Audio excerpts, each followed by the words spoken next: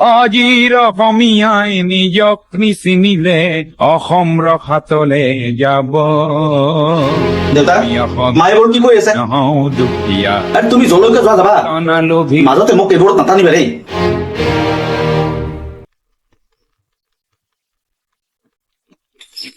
গলেই যেনিবা তাত তোৰ ইমান আপত্তি কি কৰ তাতে হাৰমনিয়াম তবলা এইবোৰ বজাই বজাই গা আউৰাই থাকিব আৰু সেইবোৰ শুনিলে মোৰ মাথাটো গৰম হৈ যায় আৰু এনেও আজি এটা কথা মই যাব নোৱাৰো কাৰণ আজি আমাৰ ওচৰত যে নতুনকৈ আছে আংকুল আন্টিহঁত সিহঁতৰ আজি আন্টিৰ বাৰ্থডে গতিকে মোক তাত পাৰ্টি মাৰিছে তাৰ মানে কবলৈ খুজিছ গাঁৱত ইমান ধুমধামেৰে পতা ভূপেন হাজৰিকাৰ জন্মদিনত গৈ তোৰ সেই দুদিনীয়া চিনাকি ওচৰলৈ অহা বিহাৰী আন্টিৰ জন্মদিনটো ডাঙৰ তোমাক বুজাই একো লাভ নাই তুমি প্লিজ তুমি য'তে যোৱা যাবা মোক কেৱল নিবা মোক এৰি দিয়া এইবোৰ কথা কবলৈ গৈ আচলতে লাজ পাব লাগিছে লাজ আকৌ মই কবা এটা কথা দেউতা য'ত মোৰ ভাল নালাগে সেই ঠাইত মই কেতিয়াও নাযাওঁ বছ ইমানেই আৰু এটা কথা দেউতা আন্টিহঁতৰ পাৰ্টিত নগলে আজি আন্টি উল্টাকৈ লাজ দিয়ে হ'ব তহঁতে আচলতে অসমীয়া গাঁৱলীয়া ফুট যে ফুটেই হৈ থাকিবি মডাৰ্ণ হবলৈ নিশিকিলি আৰু কোৱা অসমীয়া শাৰী শাৰীৰা আচলতে তহঁতৰ মডাৰ্ণ ৱৰ্ল্ডৰ লগত কানেক্ট হ'ব পৰা আচলতে ক্ষমতাই নাই কোৱালিটিয়ে নাই সেইকাৰণে তহঁতে আজি ভয়তে বাৰ্থডে পাৰ্টিলৈ আহিব নোৱাৰিলি লাজতে নাহিলি ভয়তে নাহিলি তই আচলতে ভয়াটো লাটুকীয়া তই এটা কাম কৰিবি বাহিৰৰ পৰা অহা সেই অনা অসমীয়া আংকুল আন্টিহঁতৰ লগত গৈ থাকিবি এনেওতো সিহঁতে মাই চান মেৰা বেটা এইবোৰ বুলি তই মাতিয়ে থাকি আৰু পাৰিলে এটা কাম কৰিবি আজিৰে পৰা তই সিহঁতকে গৈ মামী পাপা এইবোৰ বুলি মাতিবি দেউতা প্লিজ এইবোৰ ফাল্টু কথা নকবা মই আকৌ লোকৰ মানুহক মামী পাপা বুলিবলৈ কিয় যাম পাৰিবি কিয় নোৱাৰিবি তোৰ যিহেতু ইমান মডাৰ্ণ হবলৈ চ তই সিহঁতৰ লগত গৈয়ে থাকিবি তোৰ আজি ভূপেন হাজৰিকাৰ জন্মদিনত যাবলৈ লাজ লাগিছে তাত হাৰমনি তবলাত গান গাই তোক বৰ কৰিব জীৱনত কেতিয়াও বৰগীত শুনি নাপালো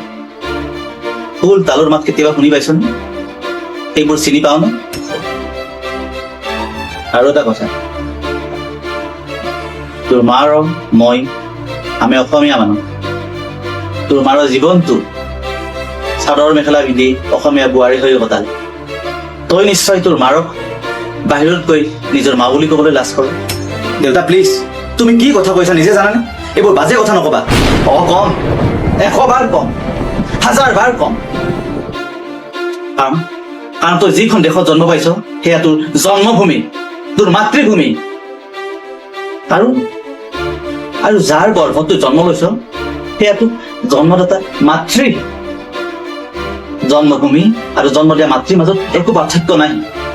তই যিহেতু জন্মভূমিক নিজৰ কৰি ল'বলৈ পৰা নাই তই জন্ম দিয়া মাতৃকো নিজৰ বুলি ভাবিবলৈ নোৱাৰ আৰু এটা কথা এই যে মোবাইলটো হাতত দিনটো লৈ থাক দিনটো যে গান শুনি থাক তোৰ এই মোবাইলৰ গানৰ লিষ্টত ভূপেন হাজৰিকাৰ গান শংকৰদেৱৰ বৰগীত মাধৱদেৱৰ বৰগীত এইবোৰ স্থান পাইছে নে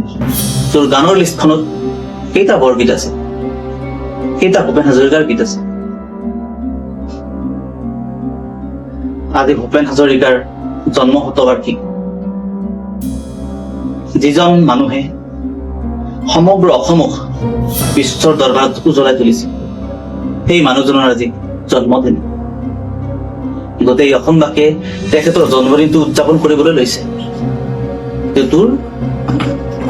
তোৰ তেখেতৰ জন্মদিনত যাবলৈ লাজ লাগিছে তেখেতৰ আজি ইমান ধুনীয়া এটা অনুষ্ঠানত তোৰ যাবলৈ অশান্তি লাগে হাৰমনি তবলাত গান গাব যিটো তোৰ পচন্দ নহয় কিন্তু সেইজন মানুহে হাৰমনি তবলাতে গান গাই গোটেই বিশ্বতে অসমবাসীক পৰিচয় কৰাই দিছিল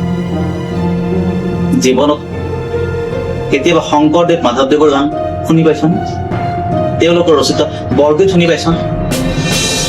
কেৱল পশ্চিমীয়া গীতত গৈ নাচিবলৈ শিকিছ পাৰ্টি কৰিবলৈ শিকিছ এটা কথা মনত ৰাখি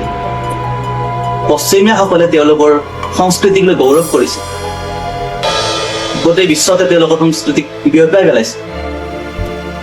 তই কি কৰিছ এনেকৈ থাকিলে তই নিজকে এদিন পৰিচয় দিবলৈ নোৱাৰা হৈ যাবি। বহিৰাগতই তেওঁলোকৰ নিজৰ সংস্কৃতিক লৈ বুকুত হাত থৈ গৌৰৱ কৰে। তই পাৰিবি বুকুত হাত থৈ গৌৰৱ কৰিবলৈ যে তই অসমীয়া হল?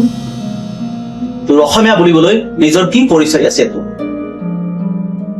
এতিয়াও সময় আছে, নিজক শুধৰাই তোল। প্ৰথমতেই এজন অসমীয়া হবলৈ শিক। এজন অসমীয়া হিচাপে অসমৰ সংস্কৃতিক আকোৱালি লবলৈ শিক। অসমৰ হৈ কাম কৰি যোৱা প্ৰত্যেকজন মানুহক সন্মান দিবলৈ, নহলে এদিন নিজৰ পৰিচয় নিজেই হেৰাবি। যিজন মানুহৰ কথা কৈ তই বেয়া পাইছ, ভূপেন হাজৰিকা, তেওঁও কৈ থৈ গৈছিল, আজিৰ অসমীয়াই নিজক নিচিনিলে অসম ৰখাটোলৈ যাব।